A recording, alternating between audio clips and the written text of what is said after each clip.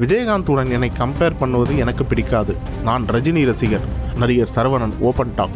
உங்களை பார்க்கும் பொழுது விஜயகாந்த் மாறி இருக்கீங்க என்ற பலரும் பெருமையாக கூறிய நிலையில் எனக்கு விஜயகாந்த் சாரை பிடிக்காது என்று நடிகர் சரவணன் பேசிய பழைய பேட்டி தற்போது சோஷியல் மீடியாவில் வைரலாகி வருகிறது.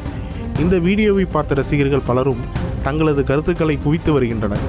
தமிழ் சினிமாவில் 1990களில் தனக்கான ஒரு ரசிகர் பட்டாளத்தை உருவாக்கிய நடிகரில் ஒருவர்தான் சரவணன். வைதேகி பிறந்தாச்சு, பொண்டாட்டி ராஜ்யம், சூரியன் சந்திரன் உள்ளிட்ட பல படங்களில் கதாநாயகனாக நடித்தார். பிறகு சில கால சினிமாவிலிருந்து விலகி இருந்தார். அதற்கு பிறகு குணச்சித்திர வேடங்களில் வில்லன் கேரக்டர் மற்றும் தொலைக்காட்சி சீரியல்களின் மூலம் மீண்டும் கம்பேக் கொடுத்திருக்கிறார்.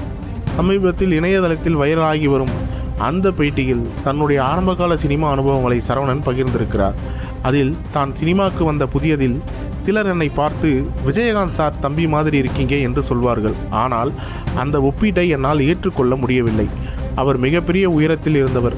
நான் அவரை போல ஆக வேண்டும் என்று நினைத்து சினிமாவுக்கு வரவில்லை என்று கூறியிருக்கிறார்.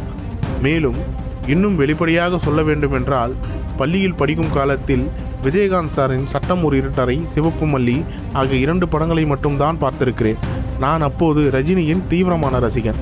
உண்மையை சொல்ல வேண்டுமென்றால், நான் சினிமாவில் யாரை போல் ஆக வேண்டும் என்று நினைத்தேன் என்றால் அது நடிகர் பார்த்திபனை பார்த்துதான் என்று சரவணன் கூறியிருந்தார். அந்த பேட்டியை தற்போது பரவி வருவதற்கான காரணம் விஜயகாந்த் குறித்து ரசிகர்களின் எமோஷனல் இன்னும் ஸ்ட்ராங்காக இருப்பதுதான்.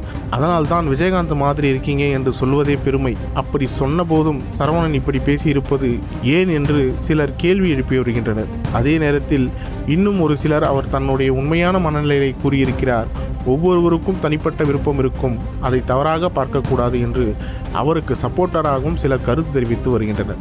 சரவணன் எப்போதுமே பேட்டிகளில் தன்னுடைய மனதில் இருப்பதை ஓப்பனாக பேசிவிடுவார்.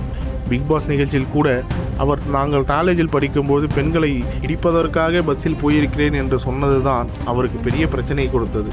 உடனே அவரை அந்த நிகழ்ச்சியில் இருந்து வெளியேற்றி இருந்தார்கள்.